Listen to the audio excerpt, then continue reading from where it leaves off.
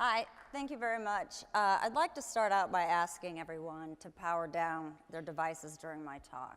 And for those of you that don't know, the power button's either on the top or on the side of your phone. I'd also like to thank the guys from state.com for permission to use this video. I want to post about how great this coffee is, but I can't think of a funny way to say it. This post is like a page long. How do I shorten this? Just take out all the vowels. No. Seriously. It'll still be like a Seriously. page. Hey guys, you on Twitter? Follow me. Sometimes I want to move to another country where I wouldn't have to deal with this stuff. Isso faz parecer que eu tô me achando? Hashtag photo of the day. Hashtag I quit. Just kidding. Hashtag multitasking. Hashtag squirm worm. Hashtag road trip dudes. Not while you're driving, man. Hashtag YOLOI. Is anybody even gonna read this? Besties. Coffee friends. Mini bagels. Unsubscribe. What's up, Facebook? Oh, look at my new shoes. Unfollow. I love coffee. We're going viral. Driving selfie. Glaciers. Desert. Third world. Nobody cares. I'm gonna hide all of you. Dude, I made the popular page.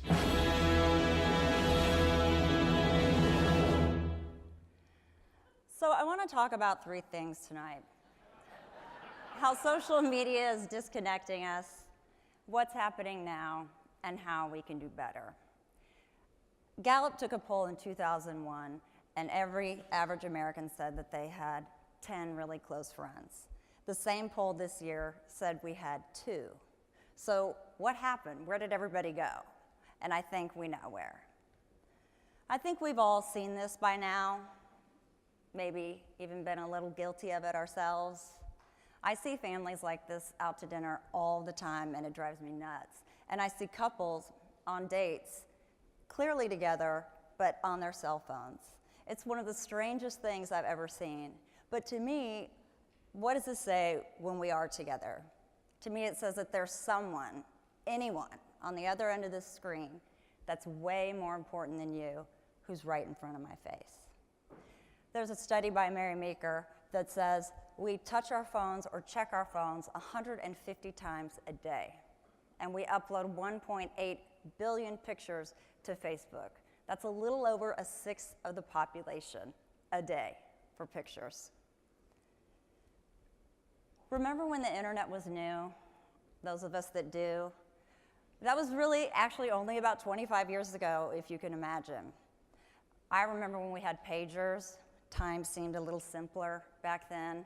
You'd get the beep, you may return the call, you may not return the call. Or when we had answer machines, you could always say that you weren't home. Now we have a list of all these excuses that may or may not work. But it seems like the more we talk about how technology divides us, the more we demand from it. And I think that's a huge risk that we're running in our society today. We have this shortened vocabulary now. It's all about the texting. Even my mom, she says, just text me. And she's a little bit older, I won't say, because she'll see this later. So, OMG, oh my goodness, LOL, laugh out loud, WTF, why the face?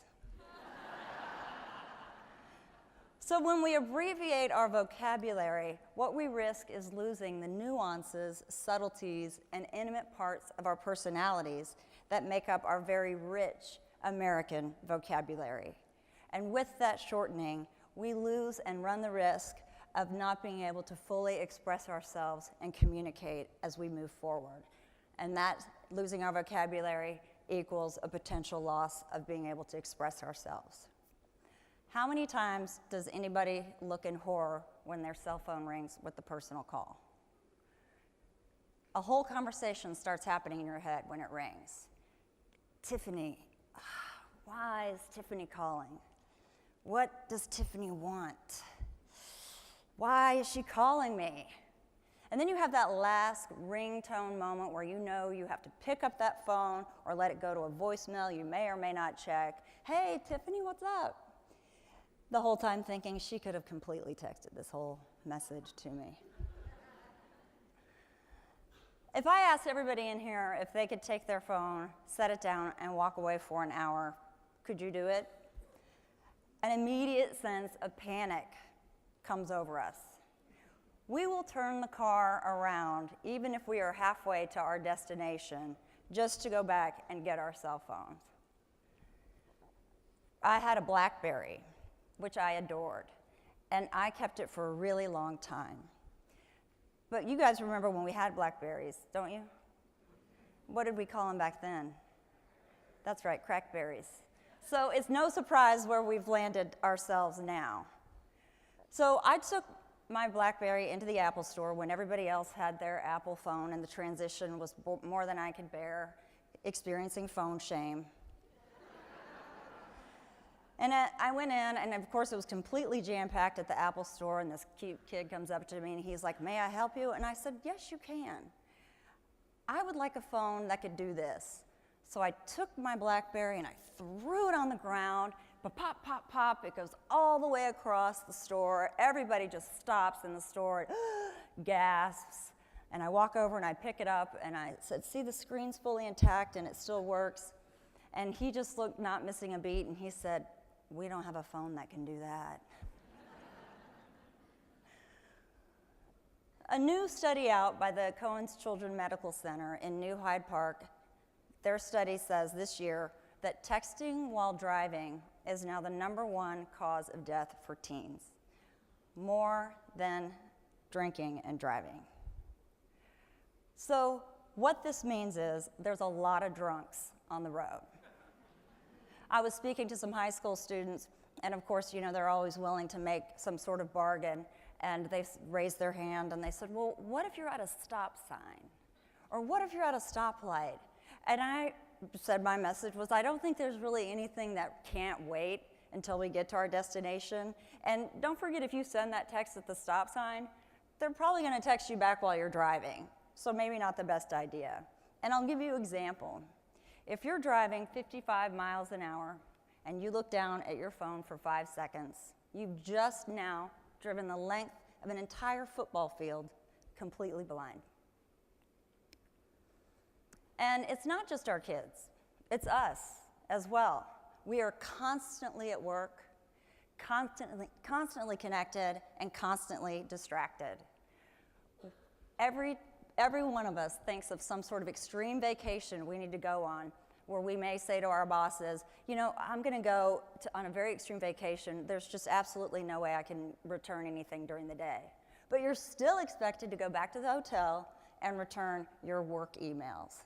So if we as adults are this distracted, our kids are seeing this, we're always at work, and where are they? Always on their devices. And how many times have you guys heard, "What do you mean you don't know? I posted it on Facebook." So for some reason now, we're all supposed to know about each other's lives because they posted it on Facebook. And I don't know that you climbed Mount Kilimanjaro. You didn't tell me last week when we were at brunch. And what do we present really when we are on Facebook? We present an idyllic life, perfect parenting, great relationships. We hardly ever give any bad news or copy about ourselves because that doesn't make for a lot of likes. Different high school group I was speaking to, and they raised their hand and educated me on something I didn't know. They said, "You know, we wait until 5 o'clock before we post our Instagram pictures because that's when we know all of our friends are out and we'll get the most traffic." I thought that was pretty interesting, and then they started talking a little bit more about how they get jealous. So if one person gets more likes on Instagram than the other, then they just take it down. So there's all this emotional turmoil and strife going on with our number of likes somehow equaling our self-esteem. We are all our own public relations firms, always trying to figure out how we can increase our numbers. Work sometimes demands that from us as well. Certainly, we do that a lot in our personal life. And this is what we present on Facebook. I mean, here's who we really are in real life. And this is what we present on Facebook. Guilty a little bit of it. We have the selfie now. And if you think about a selfie, it's rather a sad invention. It's us taking a picture of ourselves by ourselves. Maybe we can get 2 more people if somebody really has a long arm. The bathroom selfie, I find this hilarious. I see it all the time. I'm like, oh, great, that's you in front of a mirror. Great, going to a party I probably was not invited to, that you're going to be selfieing your way through while I watch Home Alone on Facebook. We have the Oscar selfie. That was a lot of fun. That crashed the Twitter feed, I think most people know. And then we have the funeral selfie, not so fun. She looks very unpleased. And we have the driving selfie because I mentioned research shows that won't kill you at all. I think we would all live life better if we had hands to hold rather than keys to click. Thank you. Thank you. I think we need to take that pause in our life, make mud pies, build a fort, take the time to gaze at the clouds for rhinoceroses and unicorns screen-free. And if change starts from within, we are that change. We can be that change and teach our kids what it was like before we lived life in front of a screen. We can use social media to create positive face-to-face groups and organizations and meeting places like we have tonight. Not hashtag activism, but people activism. We need to look up and see who our neighbor is. We need to look up and put that phone away. Make a human connection, teach human interaction as if it were as important as the very breath we breathe. Look up at me, look up at each other, and look up at you. And I'm going to ask everyone in here to take a screen-free challenge. Unplug for 1 hour a day, and if you like this message, please share it. Thank you very much.